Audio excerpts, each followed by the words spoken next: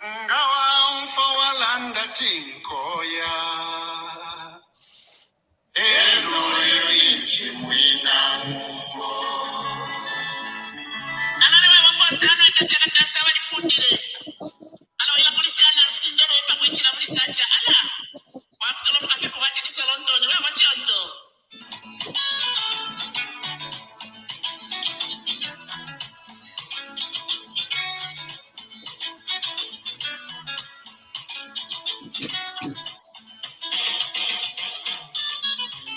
Wala matai. Temukalale na fiari.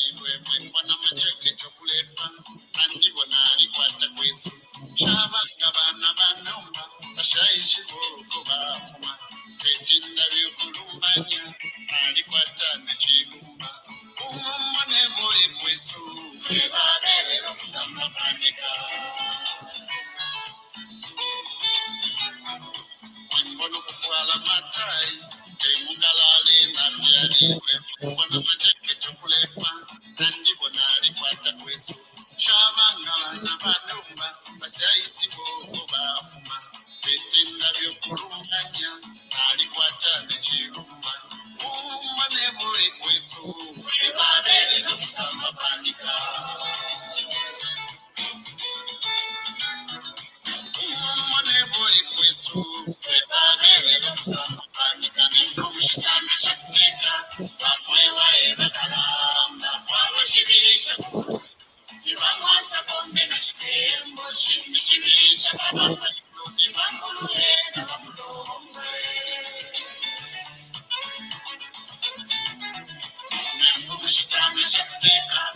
Wapwewa ebakalamba. Wawashibirisha kudu. Nibamwasa kombe na shitembo. Shimishibirisha kabamba. Nibambuluhe na bambulombe. Mama basongola menu, ena bakwabo nitambi. Mama basongola menu, ena bakwabo nitambi. Mama bapolo tokumenso, nabo bene kwabo nitambi. Mama bapolo tokumenso, nabo bene kwabo nitambi. Mama ne misisi ya pemu, ena bakwabo nitambi. Mama ne misisi ya pemu, ena bakwabo nitambi. Nangu bapika wile kisungu. Mukalale mwena temunyabo. Namu bapika wile kisungu. Mukalale mwena temunyabo. Alapumu mwanebo ekwesu. Febabele na kusamba panika. Inombano mbulene mikoa. Ekwisi vefyo na ikala. Nombano mbulene mikoa. Ekwisi vefyo na ikala. Batatane bubena mumba. Batani nekisiki kwali. Mamayo bena balumbu.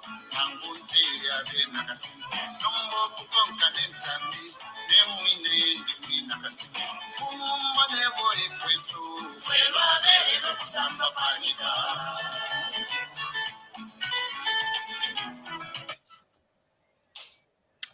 Good evening, Zambia, and welcome to the Linda Banks Show. And I'm your host, Linda Banks. Thank you very much for tuning in. And if you could kindly share the link, share the broadcast to at least 5 of your friends, especially if they are women, please let them know that the show is on. And we have an incredible topic that we're going to be talking about. It's a continuation from last Sunday. Now, I want you to cast your mind to the 19th of December, 2021, a brilliant mind and intellectual, a thought leader, a woman of prolific and amazing intelligence. Her name is Likonge Makai Mulenga. She's an electrical engineer, and she was appointed to head a new board of directors of the Rural Electrification Authority. The entire country was up in arms. Do you know why? Because she was married to Commerce Minister Chipoka Mlenga. And this is the topic that we are going to talk more about as we started it in the last program. And to help me discuss this is an amazing woman who was a mayoral candidate for Kitwe. And she is a politician and she's an educator. She's an entrepreneur. Mrs. Grace Malunga, welcome to the program. Thank you. Good evening, Linda. Good evening, those that are seeing us here, watching this presentation. Well, thank you for coming back. We had such an incredible conversation last Sunday, and this is just a carry-on program to dissect the issue of barrier. What are some of the barriers that women are experiencing? Those women who want to get into politics. So, can you just sort of tell us a little bit about what we talked about as some of the barriers in case someone missed the program, then we can dive deeper into tonight's program. Thank you very much. Some of the barriers that we spoke about were issues to do with violence. We did mention that this is one of the things that are making women fail to participate in politics because of the attacks that sometimes they experience, and the violence could be physical. Sometimes they are stripped naked. I've given an example of the two young ladies that were in my campaign team, in our campaign team in Kwacha, that were stripped naked, half naked at VML, one of our shopping centers in Riverside, because they went around putting up posters on our behalf, and then they were attacked. So those are some of the, the experiences that we have had. Some are physical. I'm a victim of violence together with my fellow candidates, like Council Mlenga, from Kwacha constituents, from Kana constituents, and Honorable Mlenga, the other colleague of mine who was standing in Kwacha constituents. So we experienced violent behavior during the time that we were campaigning. So some of those activities or some of those bad deeds have actually affected many women. And the other thing that we spoke about is the issue of character assassination, rumor mongering, and all those things that put the women in a bad picture. And one of the things that we spoke about had to do with, accusations that women sometimes sleep their way up. They want to, when they want to be appointed, they compromise themselves and things like that. Some of these stories that are actually just bent on, destroying people's characters, and it makes women to stay away from things that are going to embarrass them. These are mothers, and sometimes these things are actually posted on Facebook, and our children now are so experts when it comes to use of social media, and then they see Unfortunately, things. so yeah. Yes. And so they see things like that being spoken about, regarding their parents and things like that. So those are some of the things that we spoke about.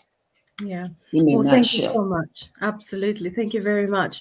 And those are very unfortunate barriers, actually, because most of the times they are brought to light by other women, which is really sad.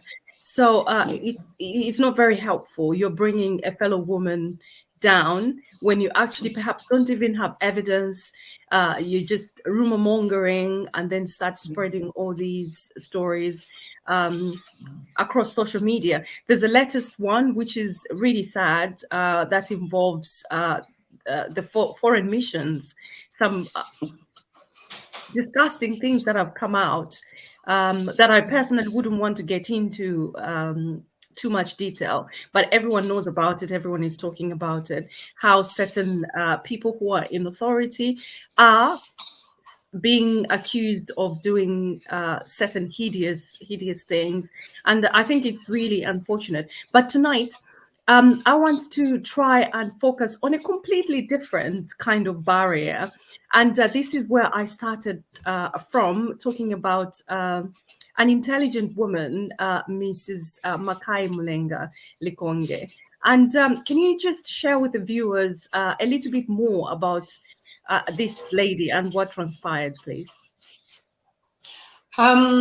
Just in a nutshell, I may not really go into much detail, but what I read and heard was that there were people that felt uncomfortable. I'm sure you've seen the write-ups all over where people expressed their mind on, not particularly her, actually, there were many, 1, 2, or 3 of women that were appointed in these boards. And because their husbands are ministers, some people received the news with misgivings, because in their own thoughts, it's like a family affair. Why should the husband be a minister and the wife is appointed in a board of directors? And so there was this uproar. Yes. And this is exactly what we want to focus on, where women are put aside, cast aside, because their husbands are professionals, or maybe they're in politics themselves, even though a woman is qualified, but they're being judged as a package. So let's just dissect this. How often does this sort of thing happen? Is it just like an isolated incident where Mrs. Malunga was involved, or a few other women that we're going to particularly talk about? Are they isolated incidents? I think this generally does happen more often. It's not only in politics. You find it happening even in workplaces. It would happen in any corporate world. Usually, I don't know why it becomes a big issue, really, when the husband is holding a higher position, and then when a woman gets appointed, just because the husband is in that place, it becomes something that, brought into question, because like I said, people want to look at it like a family affair. But for me, in my own opinion, I've always said that I am a woman, I am a wife, I am a woman in my own right before I'm somebody else's wife. And so when I qualify to be in a position, regardless of where I am, whether it's in a workplace, whether it's in politics, they must look at me in my own person. Am I fit to be in that position? Am I able to do the job that I'm being, appointed for? Maybe if we start looking at that kind of, looking at things in that manner, we might find that we'll have saved a lot of women from being discriminated against based on their marital status. So for me, for instance, if I'm going to give an example of Mrs. Malunga, that's an engineer, that's an electrical engineer who was appointed as a board chairperson, I believe, Rural Electrification Authority. So for me, just that, here's a person that has got the qualification. Actually, she's a PhD holder in that field. Yeah. So to me, she's an inspiration. Absolutely. You find this woman who's an engineer doing what she's doing, working for KCM, and she's now appointed as a board chairperson in such a strategic organization or strategic board. Because me, with the qualification, the experience she has, the know-how, she brings a lot of value in the running of Rural Electrification Authority. So should it be a big issue because the husband is a minister? For me, it's not. We may perceive these things differently, but for me, as long as the woman deserves to be in that position, then we must support one another. Indeed, that is very correct. Now, why do you think these sort of things happen? Is it just culture, tradition, petty jealousies, or what is it? What makes people kind of lump women, qualified women, with their husbands? What makes people lump them in the same basket, so to speak? We are yet to get away from that perception that a woman's place is in the kitchen. For us, at least, we need to continue to provide awareness in this area, because it's still embedded in us sometimes, where we think that certain jobs should just specifically be for women and certain jobs should specifically be for men. And so I've heard certain comments of people saying, a woman, there are comments like that, a woman, and the woman being said not to encourage you, but a woman being said in saying, you can't because you are a woman. So it's already embedded in us that if the husband has got it, the woman must take a backstage.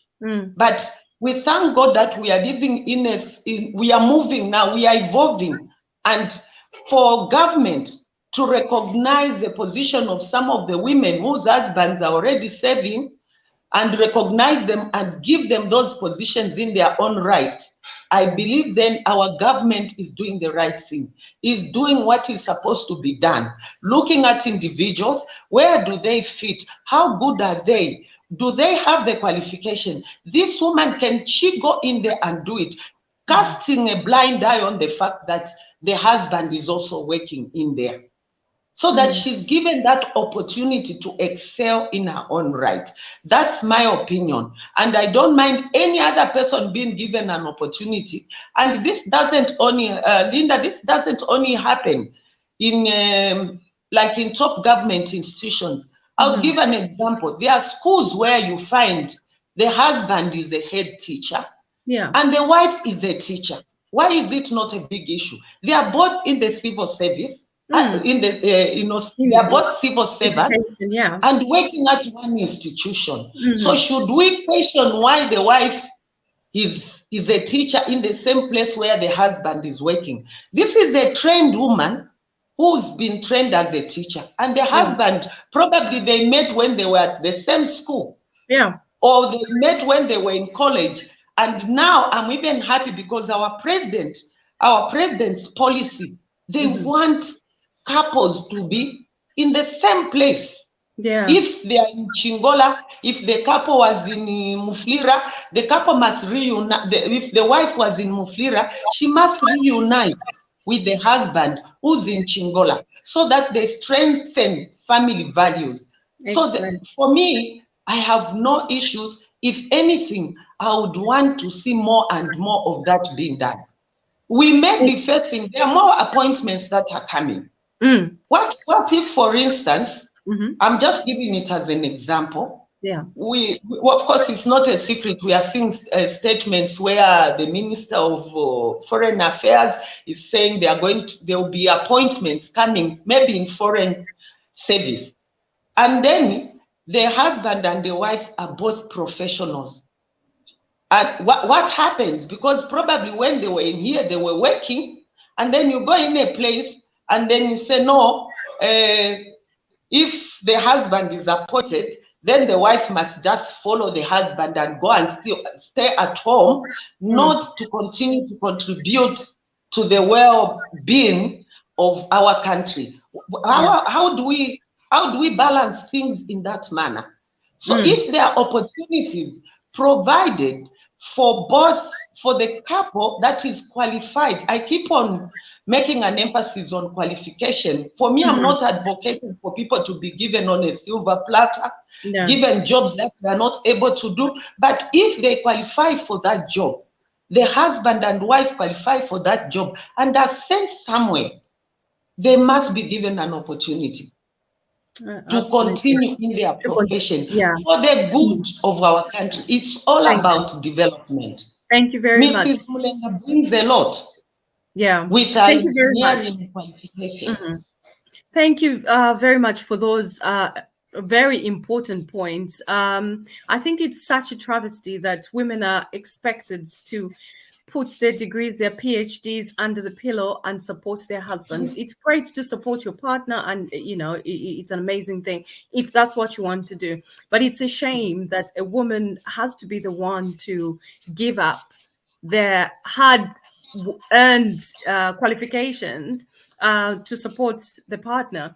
And the other points that you mentioned, employing couples, that could be quite a strength. I have seen here in the United Kingdom where couples are sent to a particular foreign service, foreign mission, if you like, say Russia or Ukraine or something like that. And it brings that strong force, where husband and wife are in one place working together in different capacities, but they're singing from the same hymn sheet. It doesn't have to be just because the husband is, for instance, an ambassador. The wife cannot be a deputy or in another position within, or even the wife can be an ambassador and the husband a deputy, or a press attaché or first secretary or something like that.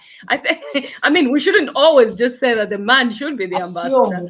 And it's also quite interesting, like in many organizations, I've experienced this myself, where you are in a meeting, you're the only woman, and people will address the men in the meeting, like, you are going to be moved or promoted to such and such. And you're thinking, you have the qualifications, you have the skills to actually carry out these tasks and these duties. But it's just quite interesting that we're still, even though we've moved on from 20 years ago or 30 years ago, but it's still happening within organizations. And another point you raised about schools, a school is a very classic example. You work in a college, in a university, like myself, you find the principal, for instance, and the vice principal or the head of faculty, their husband and wife.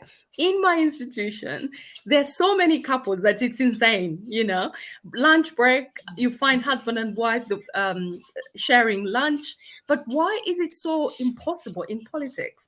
And I've had many verified stories of women in politics who have been sidelined because their husbands have got the big job. We can't have two in politics. We can't have two people from the same household drawing a salary. I mean, if you have two teachers drawing separate salaries because they're well trained, they're equipped for that, what is so hard in understanding that two people from the same household do two different jobs in politics are entitled to a salary? So I think we need to try and move away from that. As it's just... Yeah, and the worst affected usually are women. Yeah. You find that more questions arise when it happens to a woman than it does when it happens to a man. But you know, I'm happy that our president is recognizing, or in fact, is just implementing what our manifesto is when it comes to, you know, giving equal opportunities to both men and women to excel in their professions. Because if I recall, even during the time of adoption, what was emphasized a lot was that we needed at least 30%. That is the least. 30% of women adopted. But if we can get to 50%, that is even good. So he has respected the fact that we need to provide an equal enabling environment for both men and women to excel without bringing in the issue of, you know, these disparities in terms of gender and issues like that. So our president, in fact, has been supportive. And for me to allow such appointments, it's because he recognizes that these women still need to be put in the right places where they're supposed to be. Thank you. Thank you very much.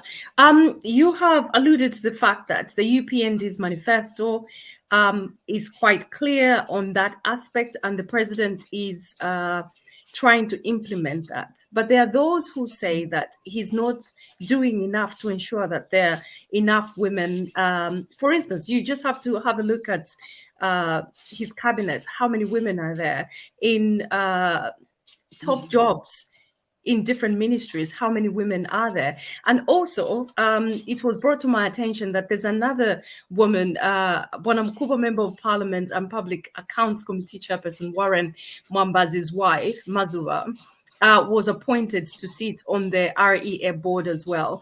And again, the country was not amused, not everyone, but a lot of people were up in arms, complaining, why is this happening? So this means that these ill sentiments are still quite rooted in the UPND. Would you say so? I wouldn't understand certain individuals' perception of things, so I would not really say that it's rooted in the UPND as per se. But different people look at things differently. For me, that's why I even made mention that we have had a manifesto, and the manifesto has spoken clearly to provide equal opportunities to both men and women in positions of influence or in decision in positions of decision making. Yeah. So for me, we have actually by all means tried to make sure that that provision in our manifesto is adhered to. And I believe that for these appointments to be made the way they are, okay, let's take it for instance that these women, we say, okay, they must not be appointed because they are married to men that are also in the party. Will that help us to increase the numbers that we are looking for to get up to 30%? Well, it's like we are minusing what we should be adding. I'm not saying other people do not qualify. I'm sure there are many other women that are actually being appointed. If you have seen the trend, like you have made mention, if you have seen the trend from where we were starting, when there were these appointments, there were also these observations that we seem to have fewer women being included in these boards, in these appointments. So we are beginning to see a trend of an increase in numbers. And for us, if we see more women being appointed, we should celebrate it without even looking at their marital status. It's time to celebrate it. Actually, there's recognition that we need to increase the numbers of women. And I believe more is yet to come. Indeed.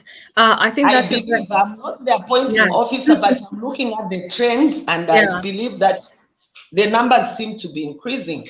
I actually share those sentiments. I think if we have a look at where we're coming from, and so far in the 8 months was what the president has done, I think is quite commendable. Even though we would like to see more women, of course, we would like to see more women, but we want quality women, not just because you possess a pair of ovaries and you are automatically considered for an important position, because that will be counterproductive.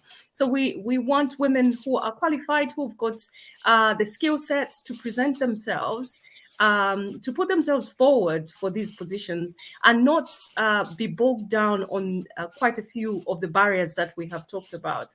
And an important point that you just raised there, where the appointing officers, it would be lovely if the appointing officers could be women as well, which I think that would be quite helpful. Now, let's go back to you. I want to explore a little bit more. Yeah, a little bit more about this particular woman sitting right next to me. We've discussed generally about the various women. So now, what are you doing? We did talk about what you started doing, you know, from the beginning, your career path, but we did not explore what you're currently doing right now.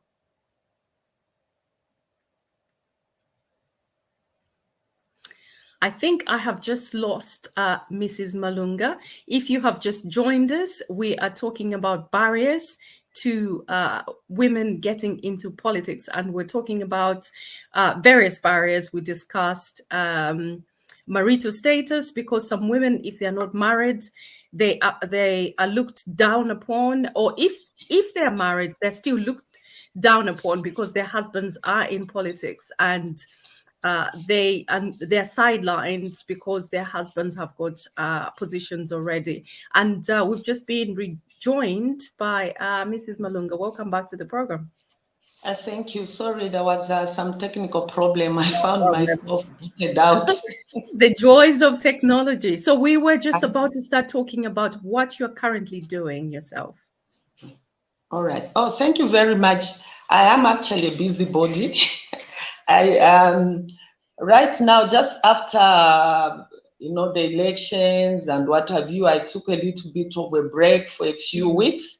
But we are in the recent times, we are also changing our own mindset towards getting into things that are going to improve our livelihood. Mr. Malunga and I have got a company that we registered some time back, events management company. So we had to relook at it and improve its edit and make things new into our profile, so that we see how we can really get ourselves off our feet. And also politically, what I've also done is I've got a lot of ladies, some of the women that needed help, to be helped in terms of incorporating, registering their cooperatives. So I'm actually a chairperson of one of the cooperatives. It apparently it also has it's called event planners, because the women wanted to do event planning. So I chair that cooperative, and then I've also helped many other women and other groupings that have wanted to register their cooperatives, and also done a lot of education around that area. To talk to them, because apart from the cooperative for women, I'm also a vice chairperson for a Copper Belt Cooperative Union, the one that has got to increase it's actually a credit and saving union. So we've been going out speaking to people that have registered their cooperatives, and give them encouragement, tell them where to go. There's issues of CDF. I've actually been talking a lot about that. They must take advantage. There's money in the system. They must apply. And we have been talking to some of them. I've actually also done some business plans for some of the groupings in which I am helping out, so that we can apply for CDF and also motivate others to do that. So I've been busy, and recently during the International Women's Day, I encouraged some of my fellow women. We came together, women in UPND in Kitwe district, in conjunction with the leadership of the women wing. We sat and decided to come up with an organizing committee, so that we can find a way of raising money for the struggling cooperatives, women cooperatives in Kitwe. And so we had a luncheon just on International Women's Day. We organized a fundraising luncheon, and we're calling it Empowerment Luncheon, to empower the new cooperatives, so that they can have some little seed money to kickstart the business. Of course, there's help coming from everywhere else, but we thought in our little way we could do that. Of course, we didn't realize what we had anticipated, but we were very happy that we made an effort to do that. We are yet to collect what is still pending from areas, some people that committed, so that at the end of it, or after we have done our records, we do a report, and then see what we can do thereafter. So in short, I've actually been a busy person. I didn't sit back and busy is yes, and of course I'm usually a matron at weddings, and recently I was at a kitchen party doing a matron issue. And I just want to support my fellow women, like I said, those that are getting married, the young people that are coming into marriage, help them with the counseling, boost their morale so that they enjoy what they're getting into. Encourage them. Thank you very much. Thank you. That you said you're very busy. I think busy is an understatement. All that you are a mother, you're a wife, and you're a grandmother. We touched slightly on the issue of adoption. You had adopted these 4 beautiful babies who have now gone on to live their lives, and you've got a couple, the younger ones, and one is a parent, and you are a grandparent. And not only are you doing all that, you are one of 10, and you are literally like the anchor. Can you just explain a little bit about your family dynamics? You're one of 10, and you are the kind of like breadwinner. How do you manage to juggle all those balls, so to speak? Yeah, maybe I should start by saying family first. For me, I'm committed to supporting my family in one way or another. Maybe to start with, you mentioned that I'm a grandmother. one of the two girls, my A adopted. very glamorous grandmother, I must add. I tell you, one of the two girls has got a baby boy. He's only a month old. So I've been babysitting because she's in college. She has to write her exam. Actually, she's starting her exam next week. So the last few weeks have been babysitting, ukuchina, and what have you, and all that needed to be done. And what will happen next week? Actually, she has to go into boarding for 1 week because she has to concentrate on her studies. And I'll remain with the baby, take care of the baby, because we even introduced a bottle formula so that she can be free to to study and prepare for her exams. So I'm going to remain with the baby. So that she concentrates on that. And also, I've got other grandchildren, I've got my daughters, I've got family. Like I said, for me, family first, despite all these other activities that I do, I always pay attention to family. Yeah. Very important. That's why usually, sorry? Very important. I can continue? Yes, very important. Family is very important. Yeah, carry on. Yes. And if you remember yesterday, I spoke a lot about education for a girl child and what have you, because like we really carry families. For instance, I can give myself an example that I'm coming from. I did mention yesterday, I'm coming from a family of 10 people, of 10. We're 10 of us. The only one person that reached university level was myself. And the rest of my siblings did not go that far. And so what I did was to carry the family. I'm third, actually. I wasn't even the firstborn. I'm third in the family. But I had to take care of my older siblings and my younger siblings because I was privileged to reach that level and was able to get a job which gave me a living. And so to put them in so that they can also start doing things that would help them. So I've been like we lost our parents way back. So I became a mother to my siblings because the first and second born, they died. And I'm like a firstborn now. So I always want to make sure they do something. But more so, I've really motivated them to respect education. Thank you. Thank you very much. Yes. Thank you. Now I want to touch slightly on what happened recently with the Home Affairs Minister, the incident that took place with the illicit alcohol that was being brewed and the whole incident of making the lady taste that alcohol. Now, the reason why I mentioned this, I know the minister has apologized, and it's wonderful that our leaders are now able to own up. If they make a mistake, they're like, I'm really sorry. I'm not Jesus Jr. I'm human. I made a mistake. A lapse in judgment, and that's wonderful. But the reason why I mentioned that is because your mother used to brew the kind of sort of traditional brews to support you guys. Could you just elaborate more on that? Yes, it is true. Like I was saying that I'm a miner's child, but coming from a broken home. My mother and father separated, and we ended up in a place in Mikomfwa in Luansha. Yeah.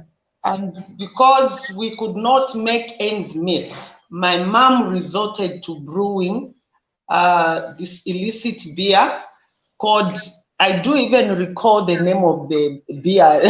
It was called, I don't know why it was given a name, Solopi or something like that. That's what mom was brewing. And from what she was doing, she was able to put food on the table. Much as it was not right for her to do it, but she did it anyway. Why do you think she did it? It's desperation, isn't it? She didn't have any other ways of feeding her children. But now, this is where I wanted to emphasize the fact that our leaders are members of parliament. We've got a resident member of parliament, and we've adopted another member of parliament, Honorable Munsanja, who is just brilliant. for them to literally break down the processes, to simplify the processes of this incredible gift that has been given to them in the name of CDF, so that our mothers don't have to go to such desperate ways of, feeding their children by brewing these illicit beers that are so toxic. And this is why I completely understand where Honorable Nkombo was coming from, because he knows that this is lethal and we need to stop it one way or another. Out of frustration, it's like, you just make decisions. So our government employees who have been tasked with the duty of sensitizing people, please, we're begging you to literally, if you have to translate literature in local languages, please do so. If you have to find people who speak languages, like local languages, that will be helpful to some of these mothers. And it's usually mothers. Men don't tend to, for some reason, it's usually women are so desperate that they start brewing these awful things that are killing other people's children, but because they feel they don't have any other way. Unfortunately, other women resort to prostitution, and that is terribly sad, where you are sitting there as a woman, as a mother. I'm a mother myself, and I can't begin to imagine waking up not knowing what my child is going to eat. And then you end up resorting to such desperate actions. I think it's really important. I implore you, our leaders, to make sure that you sensitize these women, Muchuboria, Kushangombo, Kawama, all these areas, make all these things accessible to them so that they don't have to resort to desperate means. Now, Mrs. Malunga, let's move on a little further as we just come towards the close of this chat. So you've got all these skill sets, and for viewers, if you've just joined us and you missed Sunday's program, please call a friend, call a woman, so that they can listen to Grace Malunga, who is this amazing and phenomenal woman. Could you just very quickly talk about the qualifications that you possess and what your skill sets are? And I dare say, what sort of positions do you think you're suited for? Okay. Maybe before I get to that, can you allow me to just give a comment on what we have just spoken about? Sure, yeah. Is it okay? Yes.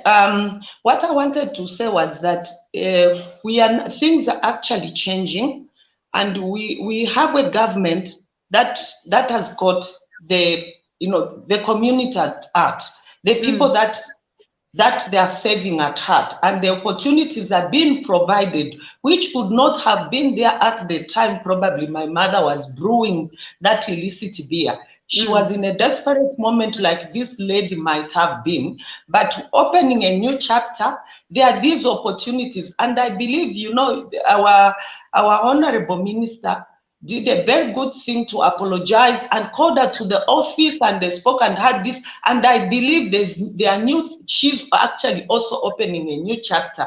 And so she must also take advantage of an opportunity that has been provided for her to transform her own life and the lives of the children. She must not go back to that. Even when my mother was brewing, I was very young. I was, I think, in grade 7, somewhere there. But I could see the effect it had on the people that were drinking at our home, and the behavior, and they'll just go paralyzed and things like that, which is not good. And we have those young people that must desist from taking that route. They have an opportunity, a new chapter is being opened. Let them take advantage of that. Thank you very much. Thank you. On that point, we will be having another show actually where I would love you to be a part of, talking to youths, the young people who are actually drinking this illicit beer, and what the effects are, so that other young people can see the damages that this causes, and the reason why Honorable Nkombo is so desperate to find a lasting solution to this problem. Exactly. Yes, coming back to the question, I hope I remember it, but you asked me about the qualifications that I have.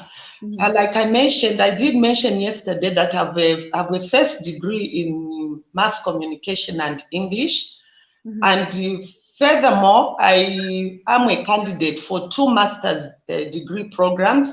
One is a degree in a master's degree in international relations and development with Mulungushi University. And then I've also the other master's, it's a master's in peace and conflict studies, specializing in governance, human rights, and peace building. They are both at they are both at research level.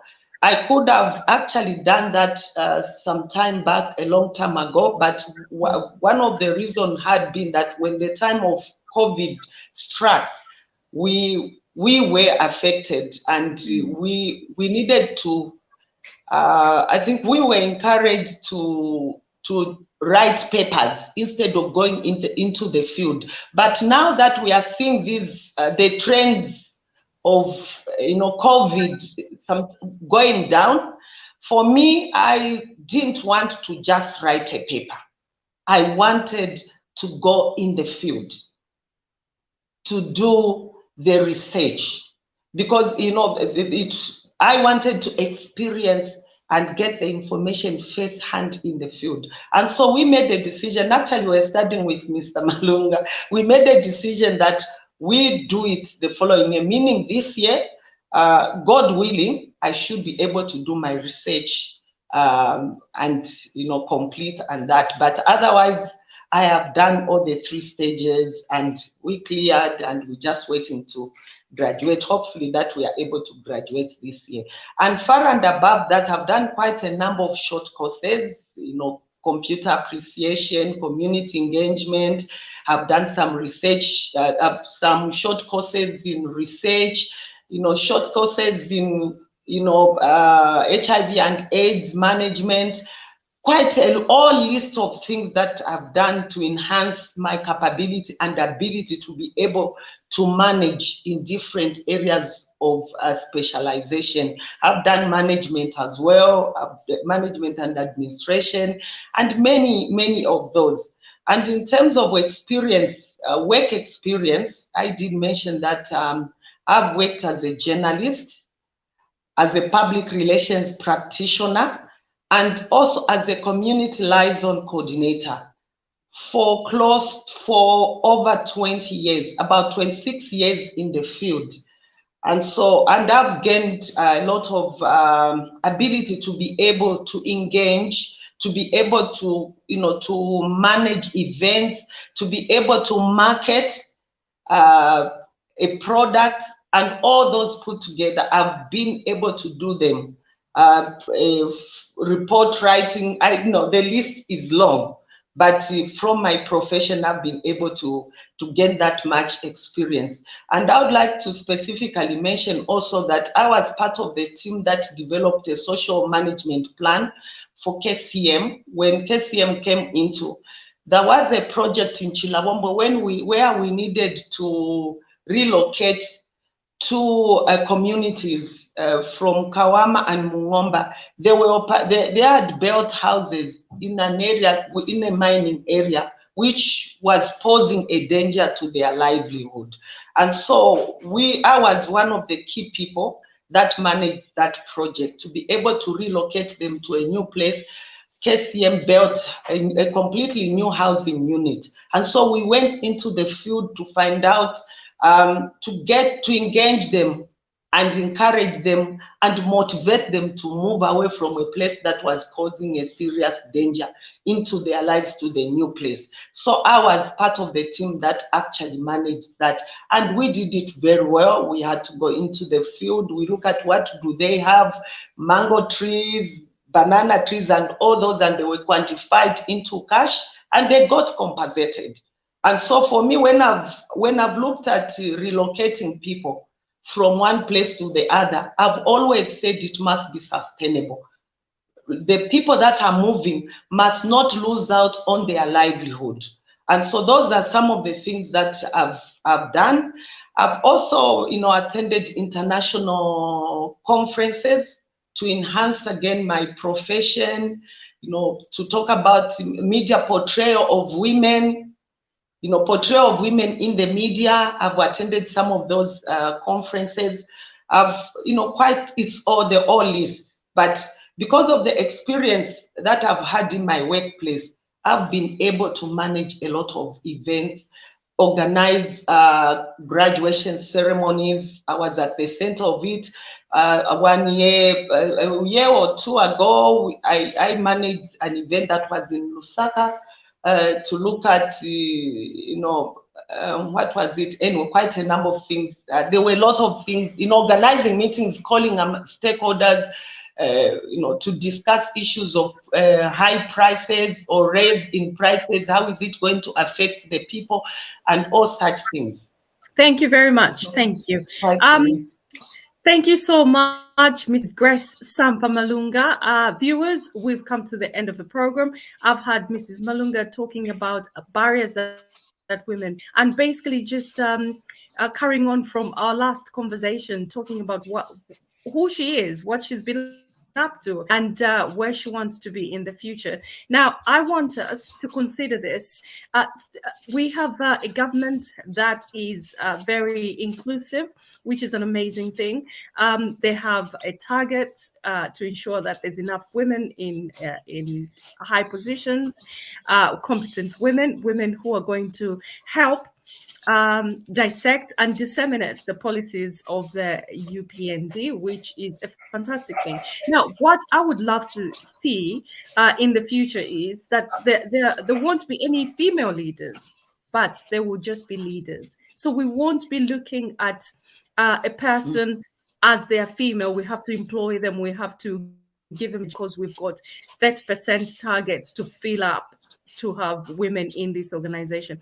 We just want people to be looked at as leaders instead of thinking of their gender. So in the future, there will be no female leaders. That's my prayer. That's my hope. There will just be leaders. This has been the Linda Banks Show on TV Bakwetu, and I've been your host, Linda Banks. God bless you, and God bless our country. Good night.